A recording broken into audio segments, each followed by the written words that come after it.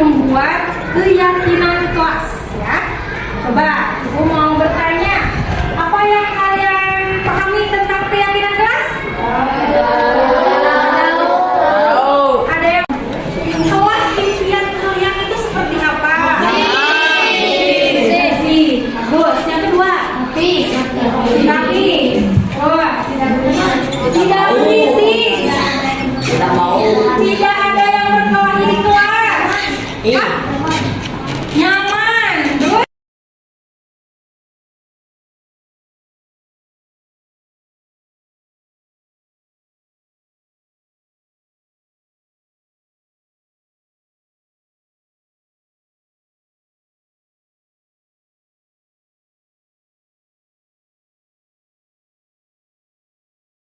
Aman, tidak berisik, sama tidak. Kemudian sopan dan santun, setuju?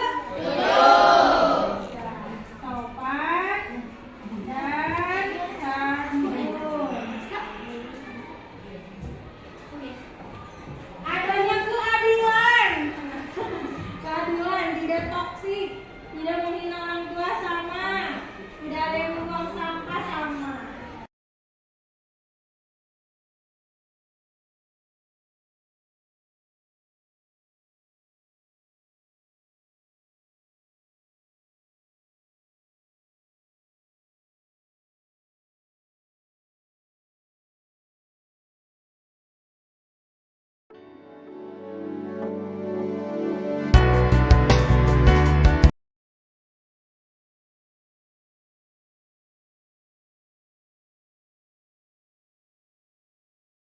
Meyakini satu, disiplin dan tepat waktu dalam belajar. Dua, jujur dan bertanggung jawab saat belajar.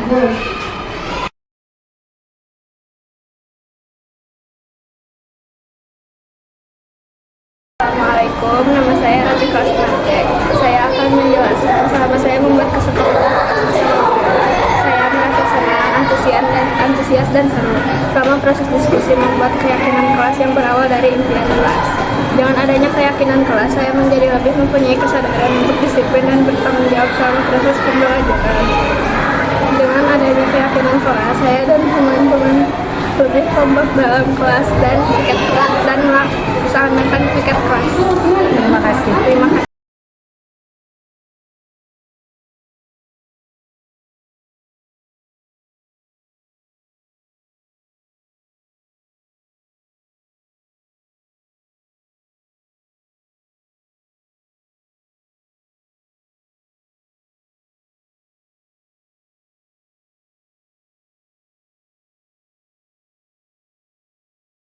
Assalamualaikum warahmatullahi wabarakatuh. Waalaikumsalam warahmatullahi wabarakatuh. Alhamdulillahilladzi qad khalaqal insana fi ahsani taqwim. Asyhadu an la ilaha illallah wa asyhadu anna Muhammadan abduhu wa rasuluh.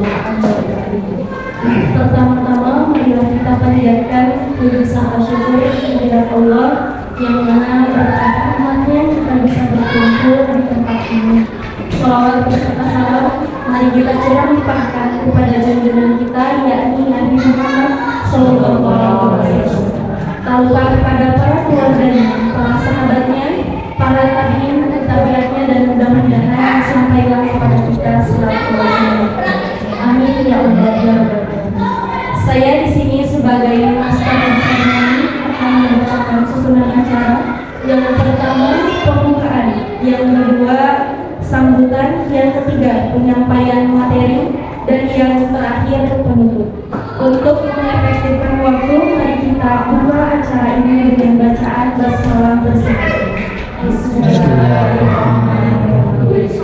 Acara selanjutnya yakni sambutan yang akan disampaikan oleh Ibu Kepala Sekolah SD Muhammadiyah Dua Kota kepada Ibu EN Sumarni SPD. Kami persilakan.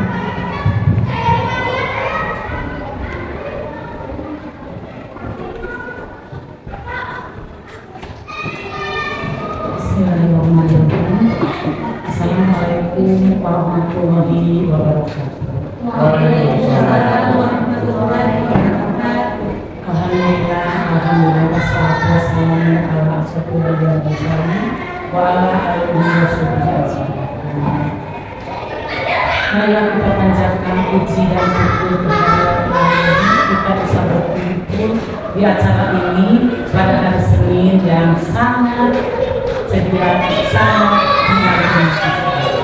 Di sini adalah Ibu menyampaikan amanat atau menyampaikan kepada CGP untuk memberikan aspirasi kepada aksi nyata modul 1.4 budaya positif, berbagi pengalaman dan pengalaman mengenai penerapan konsep-konsep inti budaya positif.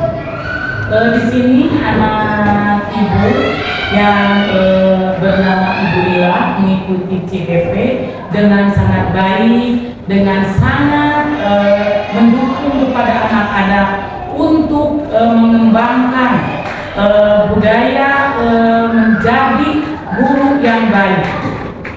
Di sini dihadiri oleh semua guru dan semua anak dari SD Muhammadiyah 2. Tak lupa Ibu sampaikan kepada guru yang lainnya, mari kita mengikuti CGP karena sangat mendukung, sangat baik mengikuti CGP ini untuk guru-guru yang akan datang. Terima kasih. Assalamualaikum warahmatullahi wabarakatuh.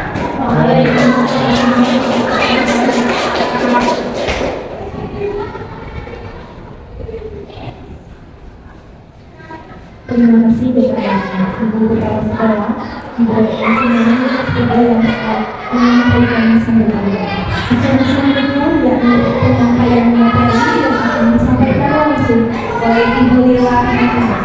Kepadanya kami persilakan.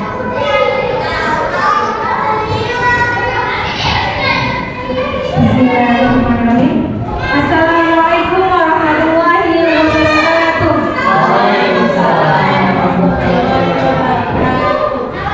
Saya hormati Ibu Kepala Sekolah SD Muhammadiyah Muhammadiyah, Ibu Insinyur, yang saya hormati seluruh tenaga pendidikan SD Muhammadiyah Muhammadiyah yang pada hari ini sudah berkenan hadir untuk mengikuti kegiatan diseminasi ataupun berbagi pemahaman dan pengalaman mengenai penerapan konsep-konsep inti budaya positif.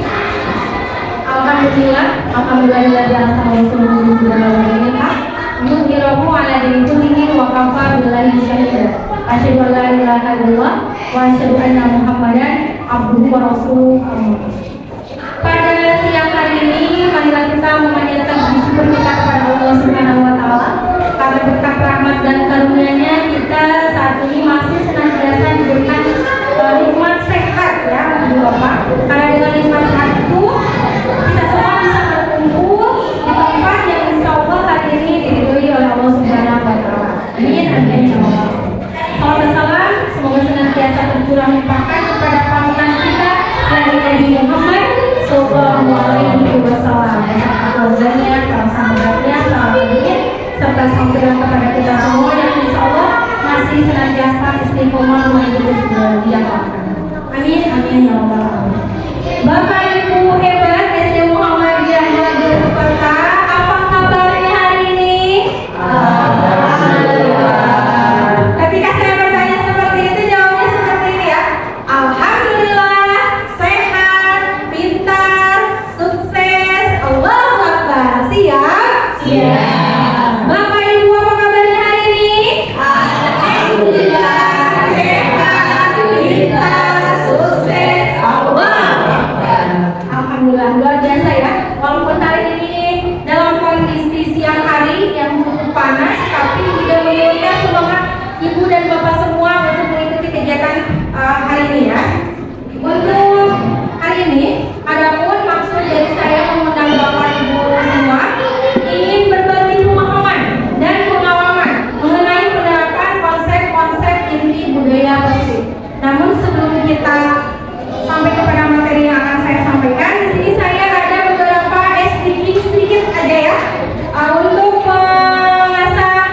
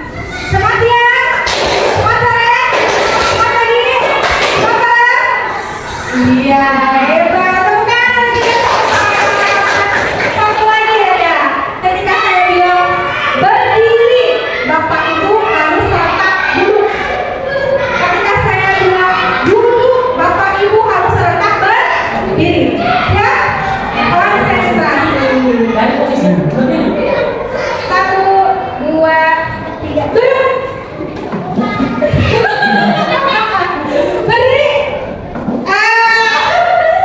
Masih ada yang berdiri. Jadi ketika berdiri Bapak Ibu harus ketika saya duduk Bapak Ibu harus ya. Jadi itu Dalam posisi berarti berdiri. ya. Jadi itu Dulu semua. posisi berdiri dulu semua. Jadi ini lawan katanya ya.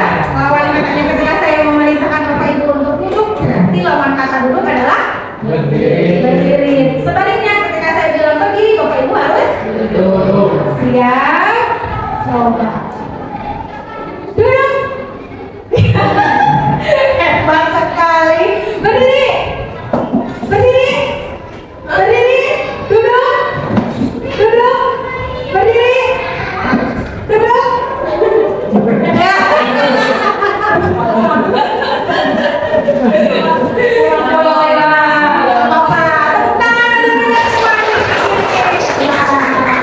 Terima kasih Bapak Ibu hebat. Oke, untuk selanjutnya di sini saya akan memaparkan apapun sharing ya. Di sini saya sharing setelah saya mengikuti program guru penggerak. Karena guru penggerak itu insya Allah berlangsung selama 6 bulan.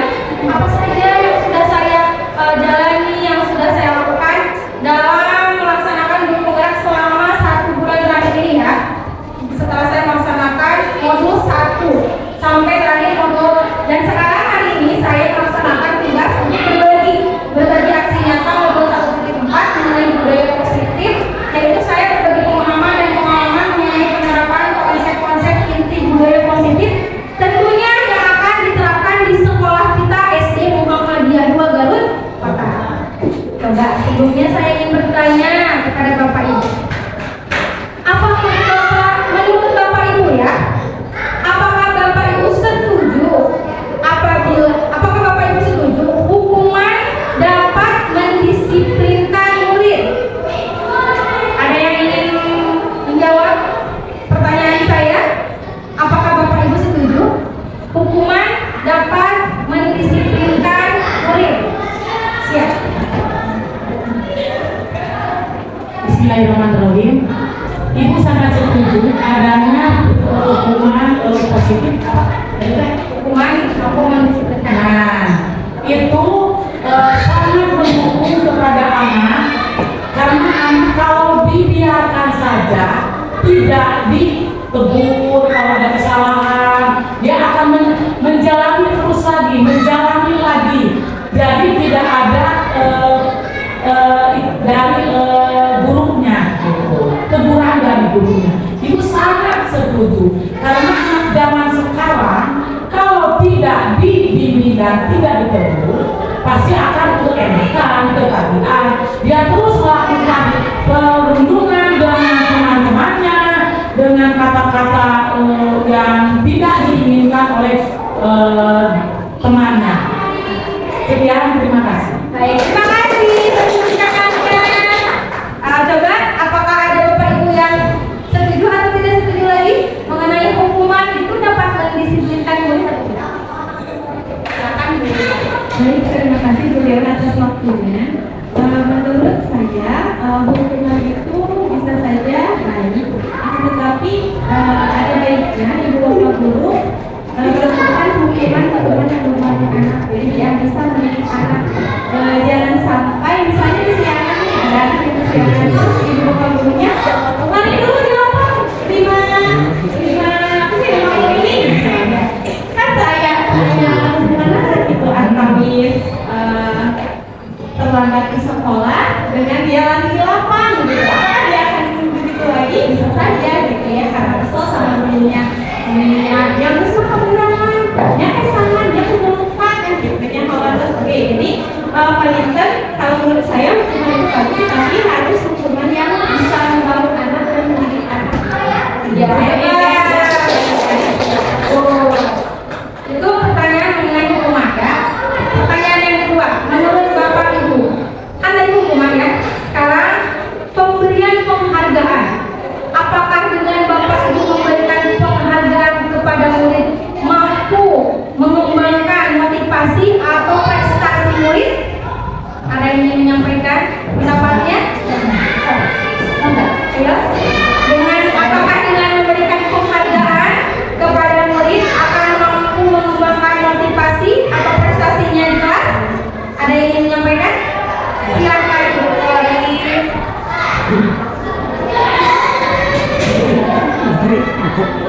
Pemberian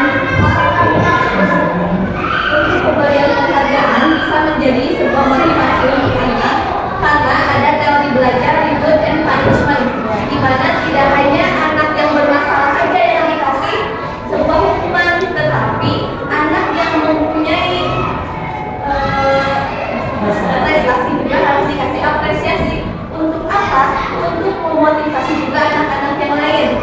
Tidak hanya itu, dia juga merasa diakui terhadap prestasi yang dia miliki. Iya, hebat. Terima kasih, Bu Tori. Ya.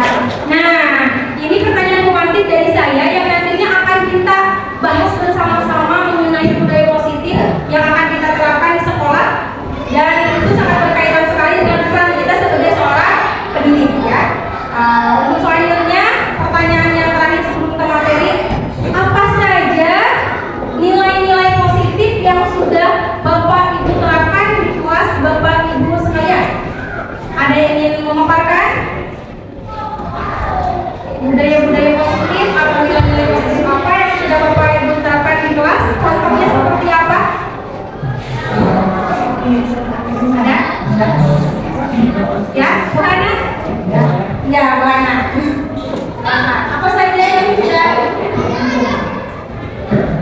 untuk nilai-nilai positif yang bisa kita lakukan di kelas, contohnya seperti membiasakan untuk berdoa sebelum dan sesudah belajar, lalu mengucapkan salam kepada Bapak Ibu guru sebelum masuk ke dalam kelas.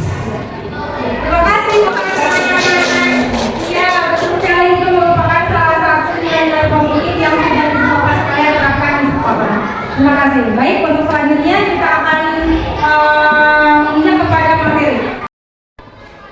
Bapak Ibu, sebagaimana tadi yang sudah disampaikan oleh moderator, bahwasanya agenda kita hari ini yaitu pembukaan, yang kedua sambutan dari Ibu Kepala, yang ketiga pemaparan materi, yang keempat penutupan, yang kelima refleksi, dan yang terakhir nanti kita akan melaksanakan dengan bersama.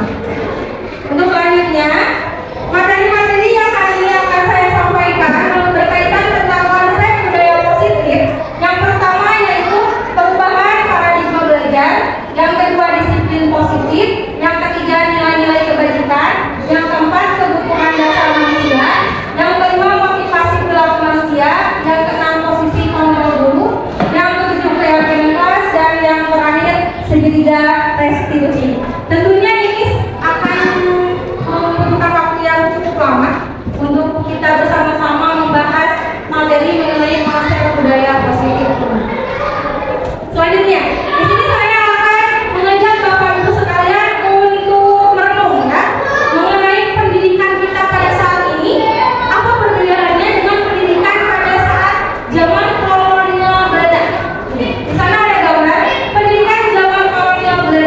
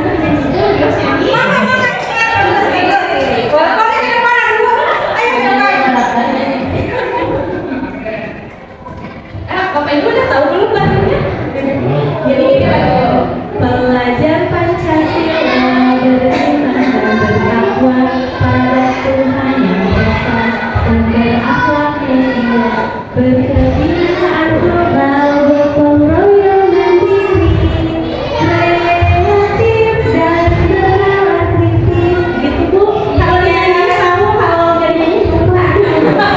Hebat, terima kasih Bu Ida. Nah, menarik sekali ya, karena Ida mungkin guru kelas 1 ya. Jadi sangat menarik menyampaikan profil pelajaran Pancasila kepada anak dengan cara media atau metode bernyanyi ya. Sekarang setelah kita mengetahui pendidikan di zaman kaum yang belajar ataupun pendidikan paradigma baru saat ini, tentunya kita sangat perlu bersyukuri ya Bapak Ibu, karena saat ini kita sudah berada di zaman penuh kebebasan di dalam mencari ilmu, tidak seperti dulu serba terbatas. Sementara di zaman sekarang adalah zaman globalisasi, semua anak bisa belajar sesuai minat bakatnya. Tentunya kita sebagai guru harus bisa menuntun bakat-bakat itu supaya anak didik kita bisa mencapai kebahagiaan lahir dan batin yang setinggi-tingginya. Selanjutnya, disiplin positif. Disiplin itu berasal dari kata disiplina, yang artinya belajar. Disiplin mengacu pada disiplin diri yang memiliki tanggung jawab terhadap apa yang dilakukannya berdasarkan nilai-nilai yang diyakini. Disiplin positif merupakan salah satu cara penerapan disiplin yang bertujuan untuk menumbuhkan kesadaran serta memberdayakan peserta didik tanpa imbalan dan penghargaan, ancaman ataupun hukuman.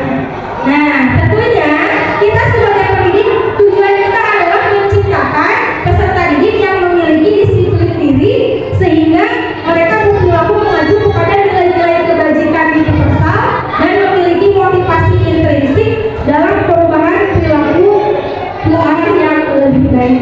Seperti tadi ya, Ibu Kana sudah membiasakan anak didiknya di kelas dengan membaca doa sebelum belajar. Itu kan sudah menumbuhkan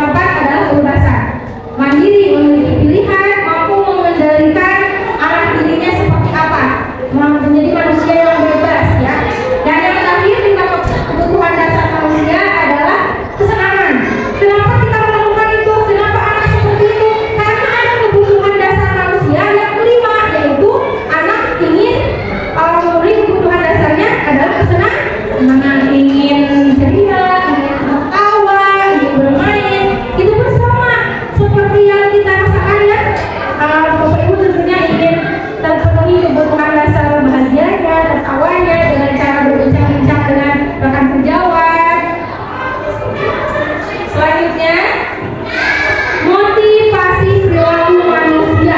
Tadi saya sudah bertanya mengenai hukuman dan penghargaan. Itu akan berkaitan dengan motivasi. Motivasi terbagi dua. Ada yang motivasinya bersifat ekstrinsik, ada yang bersifat intrinsik. Kalau bersifat ekstrinsik yaitu untuk menghindari ketidaknyamanan, atau tadi untuk menghindari hukuman, atau untuk mendapatkan imbalan.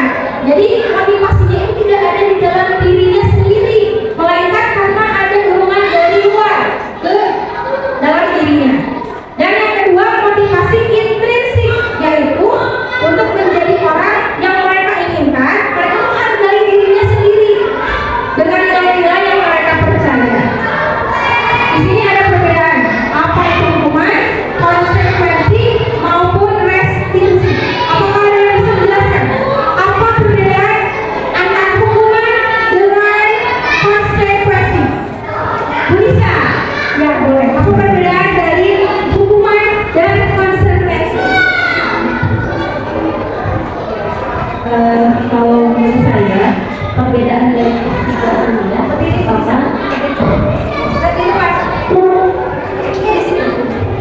yang pertama terkait dengan hukuman. Kalau hukuman itu biasanya ya tidak dikatakan tidak terencana, jadi lebih ke perban secara langsung, hukuman secara langsung. Kemudian membuat tidak kesepakatan dengan murid, langsung jadi hadis itu tidak terencana otomatis.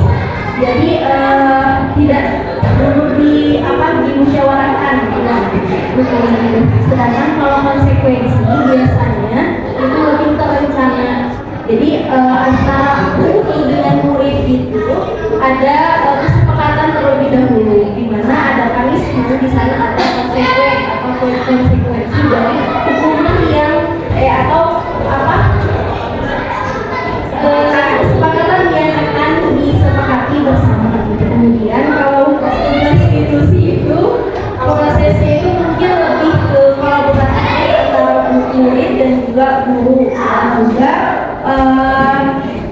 di restitusi ini mengajarkan murid untuk mencari solusi sendiri. Jadi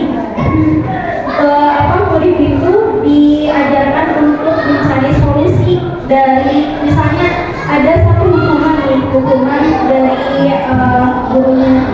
Nah kemudian dimusyawarahkan bersama, dan kemudian muridnya diberikan ruang untuk memberikan solusinya supaya hal ini tidak terjadi seperti apa gitu. Begitu mungkin. Terima kasih. Ya, tangan Bu Nisa, hebat betul ya. Jadi memang betul apa yang disampaikan oleh Bu Nisa ya. Kalau hukuman itu bersifat tidak rencana, dan biasanya kalau kita memberikan hukuman efek kepada anak apa? Anak-anak kepada kita kesal, betul ya. Anak marah, ya. Kemudian dan bahkan bisa sampai dendam ya. Apabila hukuman yang kita lakukan terlalu berat kepada anak ya, berarti itu berdampak baik tidak? Tidak.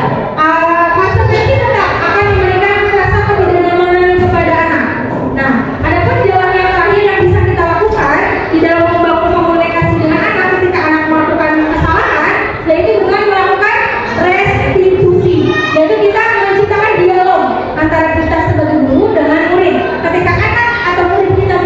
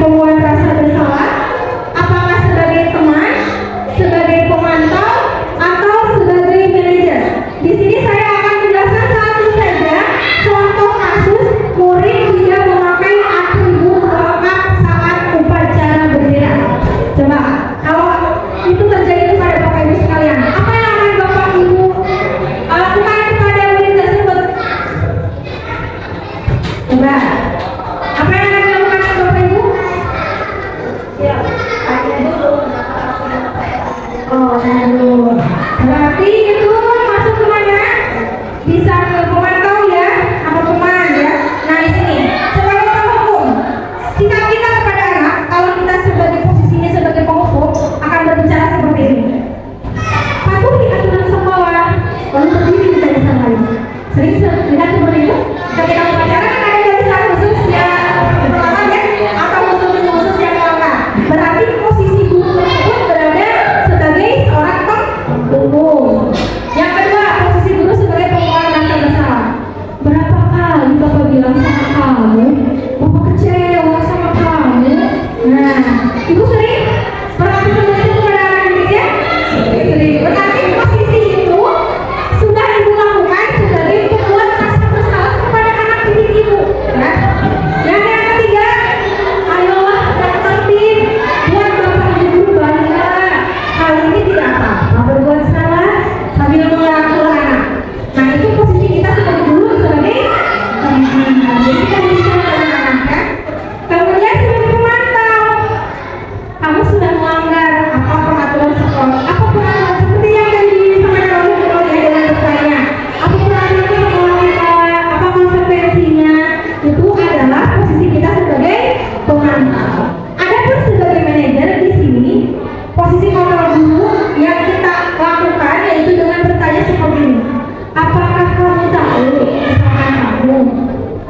Apakah kamu melakukan itu ada alasannya? Tentu ada alasannya. Lalu kira-kira bagaimana cara memperbaiki kesalahan kamu ini? Nah, jadi kalau posisi kita sebagai manajer, kita mengajak kepada anak tersebut untuk memikirkan solusi dari masalah yang sudah dilakukan, ya. Nah, karena kita sekarang sudah tahu posisi kontrol guru itu ada 5, nanti bisa Bapak Ibu terapkan di kelas masing-masing. Apakah mau sebagai guru, sebagai pengajar bersalah, teman, pemantau, atau manajer. Selanjutnya, keyakinan kelas. Apakah Bapak Ibu sudah tahu tentang keyakinan kelas? Sudah? Coba, apa itu keyakinan kelas? Ada? Tahu keyakinan kelas? Tadi sudah disampaikan sedikit oleh Ibu Lisa ya, mengenai peraturan, kemudian kesepakatan. Nah, nanti itu semua akan kita lalui di dalam proses keyakinan kelas. Keyakinan kelas ini berupaya, keyakinan kelas ini berupa pernyataan universal yang mudah diingat dan dipahami dan harus diterapkan di lingkungan kelas ataupun di lingkungan sekolah. Di sini peran guru adalah mewujudkan terbentuknya keyakinan kelas tentu dengan adanya kesepakatan antara guru dan murid. Jadi keyakinan kelas itu adanya diskusi antara guru dan murid. Caranya bagaimana? Nanti akan kita bahas sebentar. Di sini bagaimana nih pembentukan keyakinan kelas? Keyakinan kelas itu lebih abstrak dari peraturan. Kemudian semua warga kelas dilibatkan pada saat pembuatan keyakinan kelas. Dibuat dalam bentuk positif. Kemudian sesuai dengan kondisi kelas agar mudah diterapkan. Berupa pernyataan universal. Sedikit saja agar mudah diingat. Adapun untuk proses pembuatan keyakinan kelas yang sudah saya terapkan di kelas saya dan nanti bisa juga diterapkan oleh Bapak Ibu sekalian di kelas Bapak Ibu semua. Yang pertama, kita berdiskusi. Jadi kita menciptakan suasana yang nyaman di kelas, kemudian menyapa anak didik kita, kemudian berdiskusi bersama anak didik kita mengenai kelas impian seperti apa yang mereka inginkan. Tentunya kan jawabannya akan bervariatif ya. Coba sekarang posisinya saya akan bertanya kepada Bapak Ibu sebagai murid, saya sebagai guru. Anak-anak, kelas impian apa yang kalian inginkan? Seperti apa kelas yang ingin kalian dapatkan? Bersih, seperti apa lagi? Menyenangkan, tenang, kemudian apa lagi? Tidak ada bullying, tuh kan? Nanti kita kembangkan keinginan-keinginan atau impian-impian dari murid kita yang tadi tidak ingin berisik, tidak ingin kotor kelasnya. Bagaimana caranya? Kita berdiskusi bersama mereka, berdialog untuk menyusun suatu keyakinan ataupun kesepakatan kelas. Setelah kita berdiskusi, kemudian saya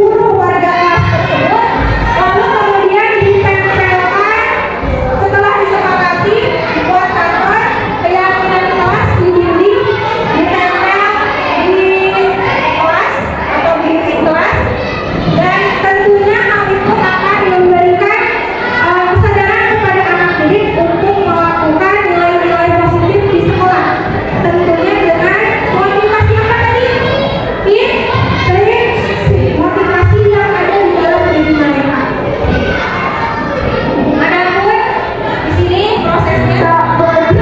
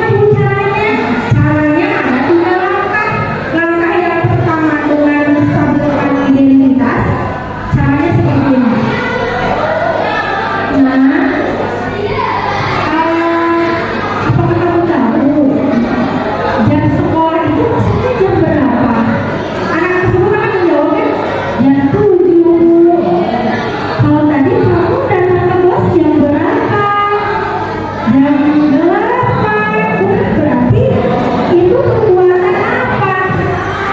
Perbuatan baik atau tidak? Karena akan berpikir sendiri. Tidak, itu merupakan perbuatan apa? Itu terlambat ke kelasnya. Oh iya. Itu perbuatan baik tidak terlambat.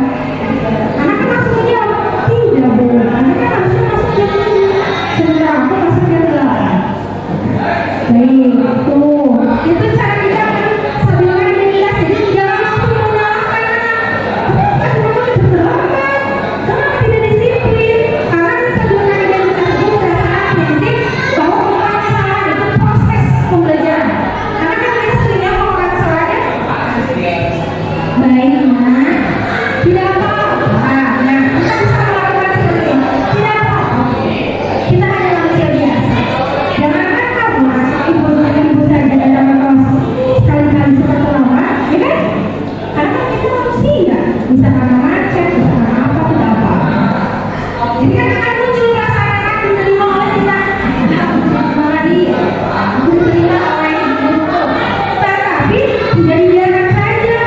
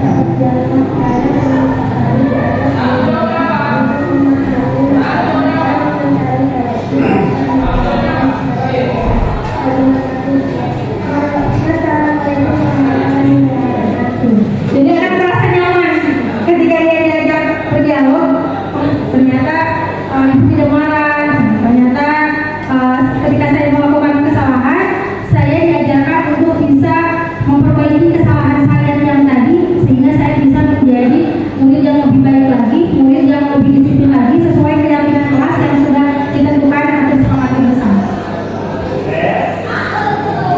Baik, untuk selanjutnya, Bapak Ibu, di dalam penerapan program disiplin kognitif, hendaknya guru memiliki standar kepribadian, profesional, dan sosial yang baik, di mana guru mampu merefleksi dirinya dalam posisi kontrol saat ini.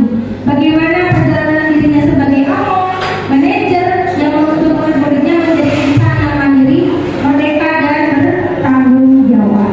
Baik, terima kasih kepada rekan-rekan yang hari ini sudah setia mendengarkan penjelasan saya, berbagi pemahaman saya mengenai budaya positif. Di sini saya ingin bertanya untuk selanjutnya,